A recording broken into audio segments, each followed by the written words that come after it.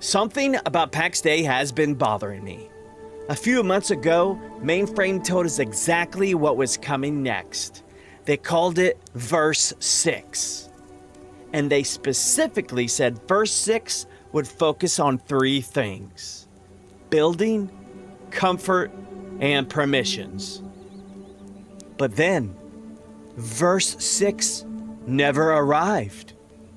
Instead, we got something called R46, and then R47. And as we await R48, we've already seen statues, decorations, emotes, permissions, and some very strange terminology appearing alongside these items in the game. Words like focus, worship, channel. And here's where things really get interesting. Pax Dei, as we know, already has a system built around grace, miracles, and divine blessings. So today, I want to ask you a question. Did Mainframe really abandon the ideas they originally planned for Verse 6?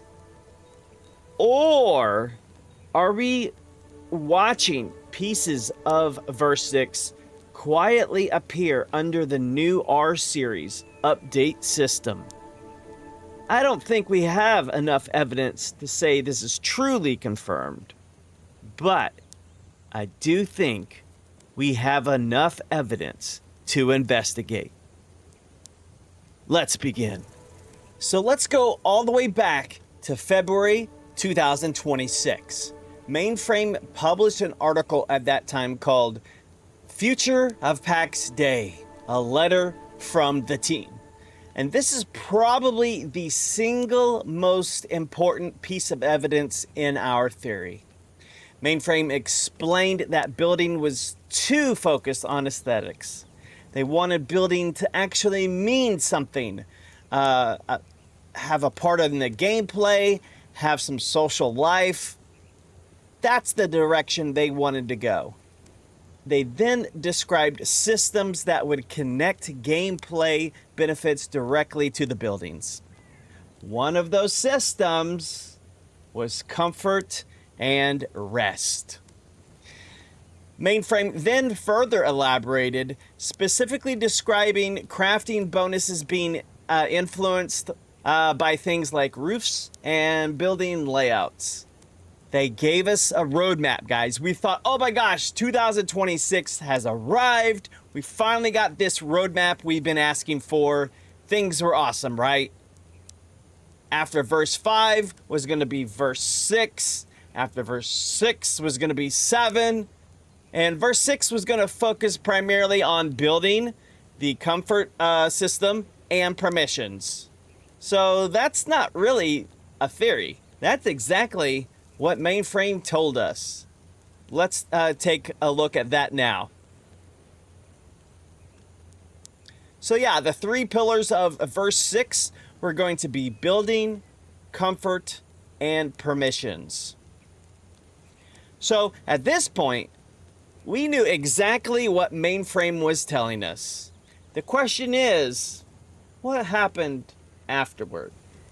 So yes, the February roadmap still referred to verse 6. And from that point on, things got very quiet. The faithful started getting nervous. A lot of time went by and not much was discussed from an official capacity. Next thing we know, R46 comes out of the blue. That happened in June. And then July, we get R47. Things are turning around miraculously. The official patch archive lists it as R46 and R47, which technically was the content update that followed verse 5 way back in December of 2025. But here's the important part. I'm really interested in knowing, did Mainframe know before June that they were going to be going away from verse 6, verse 7, and go to these smaller content, more frequent patches that we now know as R46, R47. That speculation may not ever get confirmed. So something is happening, though, that's much more interesting. So the name changed to R46. Now, we're going to spend a little time talking about what R46 entailed. And stay with me, guys, because we are building a historical reference to what has happened already in the past. And we're going to show you how this ties in to our theory. We soon found out that R46 was not just a normal patch. Mainframe described R46 as being heavily focused on improvements under the hood. They specifically said a lot of the work was intended to address long-standing problems, improve stability and performance, and here's the key part: lay the groundwork for faster development. R46 added new decorative pieces. We're talking hedges, trellises, ivy, bougainvillea. Am I saying that right? Benches, a fountain, and 3 statues. Those statues are now known as the Lyrebearer, the Birdbearer, and the Wheatbearer. And this is where things are starting to really get weird. So let's talk about those 3 weird statues that you may have noticed, maybe you haven't. The first one we're going to look at is the Lyrebearer statue. It is described as a seated stone musician, its silent song lingering in the air.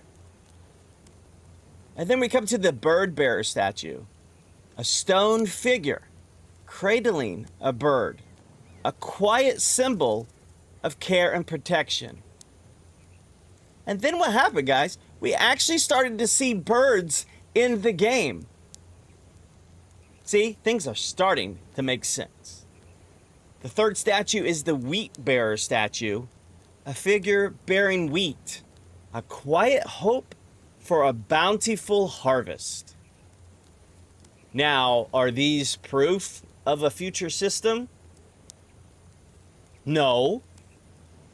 I wish we could confirm that they're part of a future comfort system or some similar system, but they could simply just be what they are in game, decorative lore objects. But based upon that description and based upon what we know and is now in game, they do not seem like a random piece of furniture. They seem more symbolic than that. Music, protection, harvest. And that's important, guys, because Pax Dei already has a system where symbolic and religious concepts can produce actual gameplay effects. Which brings us to Pax Dei already has miracles. This is where I think the theory becomes much more interesting. Pax Dei already has miracles. Pax Dei already has grace. Mainframe describes grace as an ethereal currency that represents the divine's power. And grace is used to perform those miracles that are already in game. The official support documentation describes miracles as supernatural abilities that can provide blessings, bonuses, and other powerful effects. And one of those miracles, guys, is something we've already seen in our investigation. Let's talk about the Hunter's Blessing. The game literally says, Hunter's Blessing, Saint Lupus, the Peacemaker, patron saint of hunters, blesses you. And it provides +1 to leatherworking skill, +1 to fletching skill. for a limited duration of 30 minutes, I think. Mainframe support documentation also confirms that the Hunter's Blessing, as a profession blessing, that grants those bonuses. So this is the important part. Pax Dei already has a system where lore becomes divine figure, becomes blessing, becomes gameplay benefit. This isn't speculation, guys. That's already in the game. The Hunter's Blessing also was introduced way before miracles were even in game. And we'll talk about that next. So yes, let's talk about these tapestries. They're known as the Hunter's Blessing tapestries. And I want to be very clear here. These tapestries are not new. They've been in Pax Dei since the early access era. So I'm not presenting them as new evidence to my theory. We're just showing how Mainframe has previously added this as groundwork way back before final release even arrived. And it shows us how Pax Dei has been historically tied to its lore and its miracle systems. So let's specifically talk about these three pieces of tapestries now. The first one is the Golden Hind of Tricasis, the Spirit of Arduina, and Lupus and the White Heart. Together, they're called the Hunter's Blessing, guys. And I want you guys to understand that. The Golden Hind really talks about the favor of Arduina, how you can receive that. The Spirit of Arduina identifies her as the protector of the Gallian wilds. And the Lupus tapestry tells the story of Saint Lupus and the White Heart. These aren't new clues, as I previously mentioned. They're Pax Dei world-building lore. So then we look at this old lore and see how it connects to the tapestries, to the Hunter's Blessing, to now what we know in-game as a real miracle called the Hunter's Blessing. Again, these tapestries give us an example of this design feature that Mainframe has had embedded into Pax Dei long ago. So now we got these very strange emotes in game. What I consider strange emotes anyway. And we're gonna get to the bottom of those three right now. So look at these emotes. These are some of the newer ones. I think they were added in with the ceremonial pyre, the same time that was put in. First one is focus. The second one is channel. And the last one is most intriguing to me. It's worship. Yes, they are emotes that are in game right now. But ask yourself, why these three words? Why specifically focus, channel, worship? Pax Dei already has miracles. Pax Dei already has grace and blessings. To me, when I saw those three emotes, I'm scratching my head. I'm like, I doubt anybody requested those. So are they the groundwork for something better? We know Pax Dei through the lore. We already have saints that are being referenced. Spirits, shrines and lioness, and other supernatural powers. And now these emotes for focus, channel, and worship.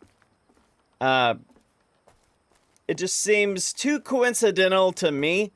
Yes, we have to look at all sides of it. It could just be innocent role-playing emotes. That would be the most easily explainable option. But based upon what we've talked about already, I don't think they're merely for roleplay or for cosmetic sake. I think they're for something down the road. What do you guys think? Now we've come full circle to why I think comfort could be the missing piece to this puzzle. We've told you the historical references, we've told you recent patches, the naming conventions changed from verses to the R series updates. Now let's talk about the missing piece and why we brought this all to light. Remember what Mainframe said, guys. They wanted building to be more than just decoration. They wanted gameplay benefits tied to well-designed structures. And they specifically mentioned comfort, rest, roofs, and layouts. Imagine a future where the physical space that we're building in actually matters. Not just because it looks good, but because the game understands what this space is and rewards the player for building a certain way or for having certain items in proximity with each other. Like, these scenarios can go on and on. A bedroom, a workshop, a communal hall, a place of gathering, because we know it's a social sandbox MMO and they have yet to incorporate a lot of social features. Maybe even a spiritual space as we get closer to possibly seeing the religious system being unveiled. Now, I'm not saying any of that is confirmed. It's just stuff that Mainframe has mentioned in the past if you're new to the game. So that's why I think it's worth investigating. So speaking of the religious system, Mainframe has talked about this before with altars and parishes. This isn't completely coming out of nowhere. If you've been following the game, as I have, for an extended period of time since the beginning, I've been here to capture all the discussions that Mainframe has talked about that they're not quite talking about right now. They've also previously discussed a much larger social and religious structure involving parishes, priests, grace, new miracles, and altars. When we specifically talk about that design configuration, though, the way it could work is priest would collect the grace, cast more powerful miracles, which has been mentioned by Mainframe in the past, and potentially use these altars as part of a controlling claimed site in Lioness. If you've been on my Twitch show before, we've talked about several times in the past that PvP was originally intended to be a three-pronged system: your combat PvP, your economical PvP, and just like what we're talking here, your religious PvP, where you're not really fighting in the religion PvP, you're more providing influence to the combat folks. Again, guys, that doesn't prove these systems are coming tomorrow or anytime soon. It doesn't prove what we are speculating about the new statues and how they might correlate to the comfort system or even the religion system. And it doesn't prove worshiping the emotes we're talking about, the focus, the channel, the worship. It doesn't prove those are ever going to activate anything. But it does establish something important, guys. Mainframe has already thought about connecting religion, okay? They've already thought about connecting religion to player structures, to social power, to grace, and more miracles. It's not a foreign concept to Pax Dei. So we need to keep that in mind as we continue this discussion forward. So now that we've got the R46 discussion out of the way, let's turn to how this all correlates to R47, which is the current patch that we are in. Arcadia has received a newer version of R47. It's more of a bug fix patch that should be coming to the live servers soon. But again, let's focus back on what we experience on the live servers right now, which is R47. So guess what? Permissions were added. That's the latest thing we got, is when they added the Homesteader clan permission rank. The exact third pillar that Mainframe originally said verse 6 would focus on. So R47 introduced the first step of permissions, like I said, with Homesteader. And Mainframe also says additional permission improvements will continue in future releases. And so I really think Homesteader is really a groundwork for the Alliance permission changes that are going to have. R47 also adds the ceremonial pyres, animal trophies, archery targets, and more building-related context. Again, guys, none of this proves comfort system is hidden in R47, but we do have to recognize these patterns we're seeing. The original verse 6 roadmap said building, comfort, permissions. Now all of those are in game at some point, except for comfort, right? The R series has now delivered substantial work around building and permissions, and a whole bunch of environmental and social content. The one major piece we haven't seen is comfort. So let's talk about what that means in R47. So R47 also introduced back in July a new fact to Pax Dei. You can now play for 7 days on the 7-day free trial. That's in game. Mainframe said that's not going away. It's not a seasonal event. It's not a temporary event. They want people to experience Pax Dei, try it out for 7 days, and decide for themselves if it's worth playing. Now, this is where our theory gets even more interesting. So it's essentially a summary of what has changed since launch is what they're wanting to highlight right now. It talks about achievements that were added, crafting changes, dueling, clan permissions, new emotes, archery, bird hunting, master crafting, lioness objectives, and a dozen of new decorations and building pieces. It even specifically mentions statues, benches, hedges, trellises, animal trophies, and other building additions. But comfort is not mentioned. That doesn't mean comfort has been canceled. It doesn't mean it's still on the way. But it does mean we still don't have a public confirmation of where that original system stands. So that is very interesting take. I have a feeling they are working on it, but until they give us concrete information about it possibly coming in R48, we'll just have to keep investigating. Let's continue. So what do we actually know? Let's talk about what has been confirmed. Mainframe has explicitly announced a comfort system for verse 6. They describe comfort and rest as symptoms that could provide crafting benefits influenced by building characteristics such as roofs and layouts.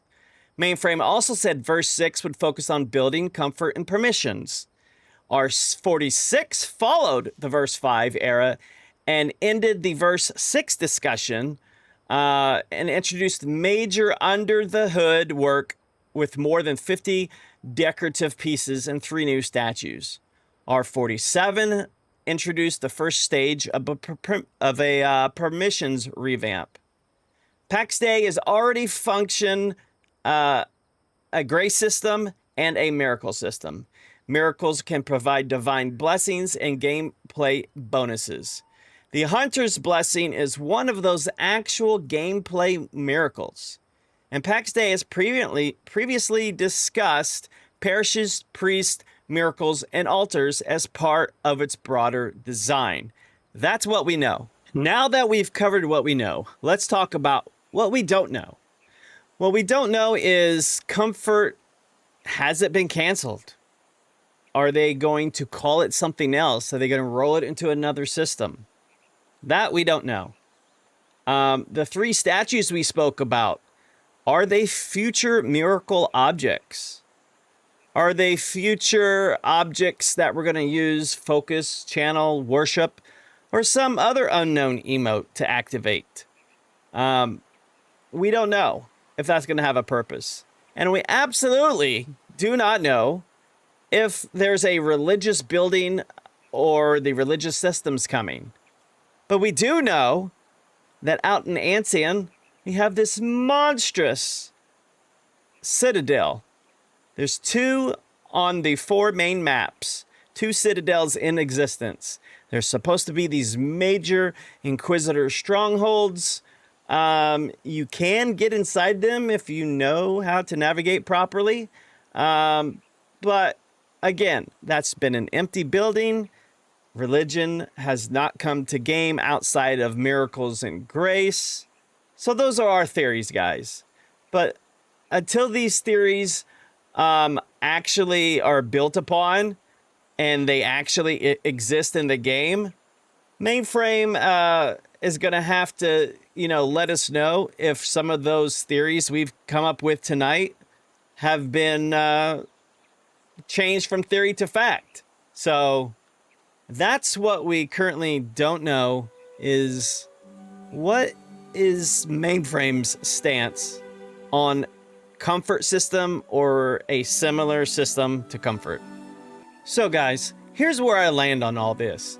I don't think the evidence supports saying comfort system is coming. Not just yet. I think that's a little too strong. Instead, I think there's a more interesting possibility. Mainframe has realized that the old verse roadmap wasn't the best way to organize development. The public naming has changed from verses to R updates. The team is now focused on foundational work and future systems and content.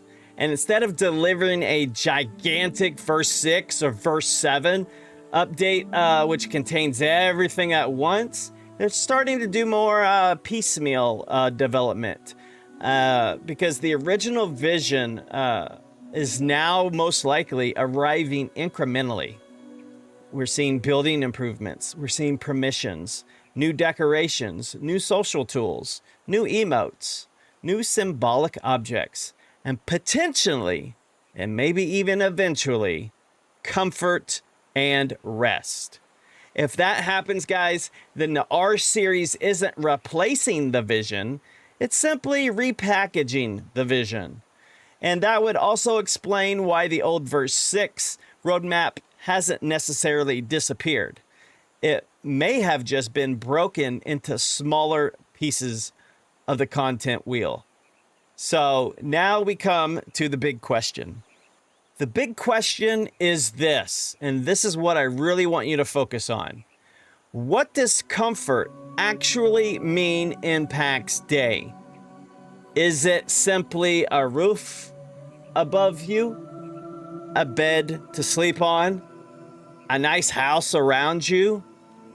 Is that all that's required in order to get better rest, better comfort? Or could it be something much bigger? Could the game eventually understand what kind of place you've actually built in the game? What activities happen there? What objects have you placed inside? Who gathers there? What systems and space is supported by what you have built? And could these spaces eventually interact with Pax Dei's existing systems for grace, miracles, blessings, saints, spirits, altars, or parishes? If all of that comes to fruition, then those 3 little emotes we talked about earlier could suddenly become a whole lot more interesting. And we hope you enjoyed this comfort theory that we've talked about here today. What do you guys think? Am I really gone off the deep end? Or am I starting to make sense to you?